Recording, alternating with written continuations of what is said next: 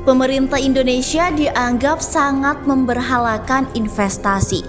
Hal itu disampaikan oleh ekonom senior Faisal Basri. Menurut Faisal, meskipun investasi semakin bertambah, tetapi pertumbuhan ekonomi nasional selalu menurun. Tidak ada dampak yang terlihat dari adanya investasi yang digencarkan oleh pemerintah Indonesia. Jumlah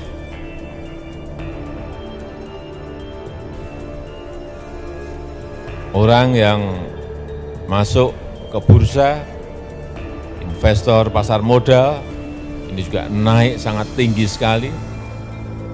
Jadi apa sih yang jadi masalah di Indonesia? Kan bukan investasinya, bukan besarnya investasi, sehingga kita diobral habis-habisan begini ya, untuk ngasih kemudahan segala macam. Tapi masalahnya adalah investasi di Indonesia besar, namun hasilnya kecil.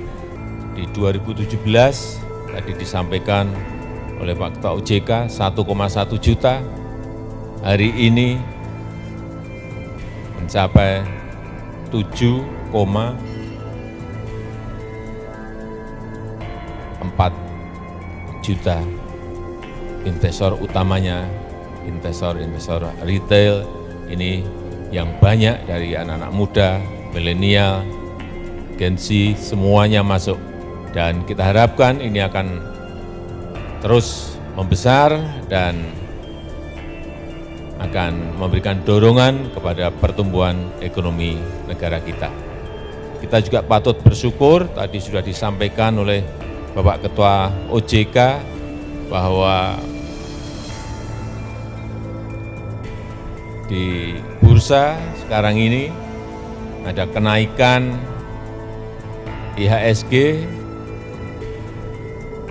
di 2021 dengan return 10,1%. Ini sebuah angka yang lumayan tinggi, dan kalau dibandingkan dengan Filipina, dengan Malaysia, dengan Singapura, kita juga masih yang paling atas. Singapura di 9,8, Malaysia minus 3,7, Filipina minus 0,2%, kita di 10,1%. Ini juga patut kita syukuri. Dilansir dari demokrasi.id, investasi menjadi komitmen yang sering digencarkan pemerintahan Indonesia.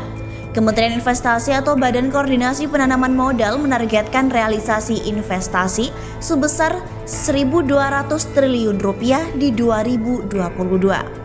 Namun, ada hal menarik yang diungkapkan oleh ekonom senior Faisal Basri. Menurutnya, pemerintah terlalu memberhalakan investasi. Kalau saya boleh menilai, tahun 2021 ini ditandai dengan serangkaian kebijakan dan langkah pemerintah yang terkesan memberhalakan investasi. Kata dia pada Selasa 28 Desember 2021. Hal ini misalnya dengan melahirkan kementerian baru, yaitu Kementerian Investasi. Menurut dia, Indonesia menjadi satu-satunya negara yang memiliki Kementerian Investasi. Karena sebetulnya investasi itu akan meningkat jika iklim investasi membaik, perusahaan semakin mudah, pekerja terampil tersedia, terjadi persaingan usaha yang sehat, kemudahan memperoleh bahan baku dengan harga yang kompetitif, dan suku bunga pinjaman juga kompetitif. Jadi investasi itu sebetulnya hasil akhir dari faktor-faktor itu. Lanjut dia.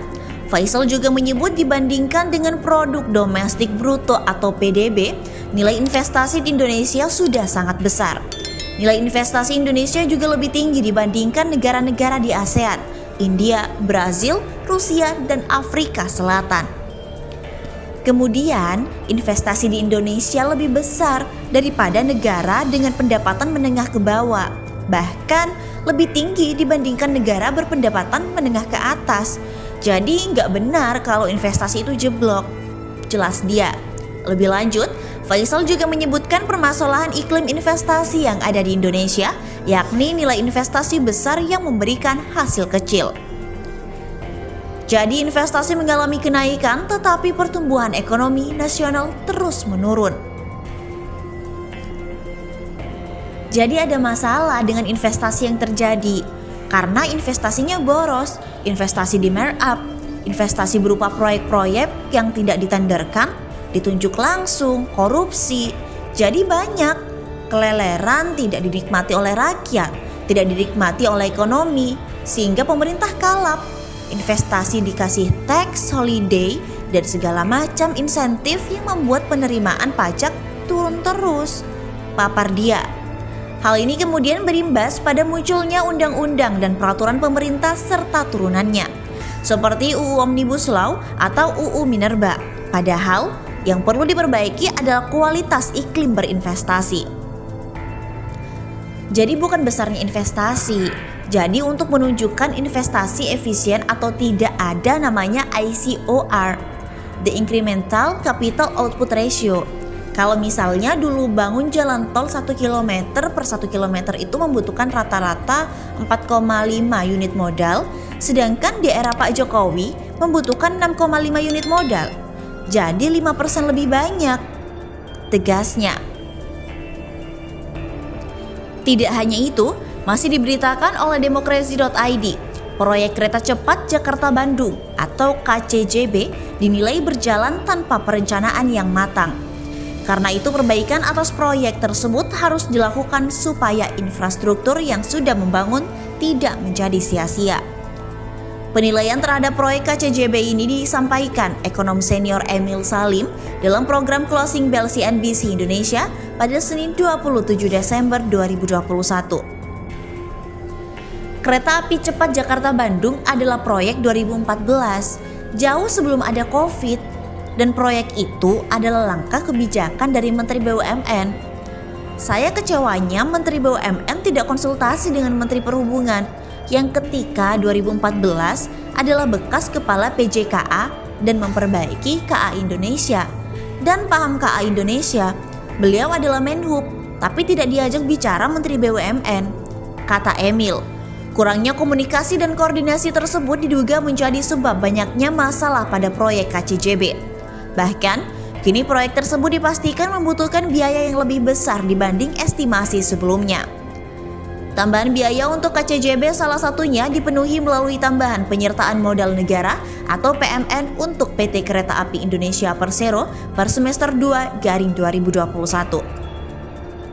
Dana PMN yang digunakan untuk kebutuhan pemenuhan modal dasar proyek KCJB adalah 4,3 triliun rupiah. Jadi dari keadaan seperti itu, saya menganggap perencanaannya tidaklah baik dan dampaknya seperti sekarang. Kadang kita punya pemimpin bisa berbuat keliru. Kalau diperbaiki tentu harus diperbaiki. Karena jalur sudah dibangun. Proyek KCJB harus diperbaiki sesuai dengan teknologi yang memungkinkan untuk perbaikan itu, ujarnya. Selain mendapat PMN untuk menambah base equity proyek KCJB, PT KAI juga memperoleh tambahan suntikan modal sebesar 6,9 triliun rupiah dari pemerintah. Sebanyak 4,3 triliun rupiah diantaranya akan digunakan untuk proyek KCJB. Awal November lalu, Menteri Keuangan Sri Mulyani berkata proyek kereta cepat tadinya memang bersifat bisnis to bisnis. Akan tetapi, keuangan KAI memburuk sejak terjadinya pandemi COVID-19 sehingga pemerintah harus terlibat dalam pendanaan. Proyek KCJB mengalami pembengkakan biaya yang diprediksi dalam rentang 1,3 US dollar hingga 1,6 miliar US dollar atau setara dengan 18,3 triliun rupiah hingga 22,5 triliun rupiah dengan kurs 14.100 rupiah per US dollar. Awalnya, proyek ini dipatok senilai 6,07 miliar US dollar, namun karena keterlambatan penyelesaian diperkirakan, biaya proyek bengkak mencapai 7,9 miliar US dollar atau setara dengan 113,1 triliun rupiah. Karena KAI mengalami pukulan dari situasi COVID, jumlah penumpang merosot tajam, maka kemampuan untuk memenuhi kewajiban tidak bisa dipenuhi, sehingga pemerintah memasukkan 4,3 triliun rupiah ke KAI. kata Sri Mulyani dalam rapat kerja dengan Komisi 11 DPR RI pada 8 November lalu.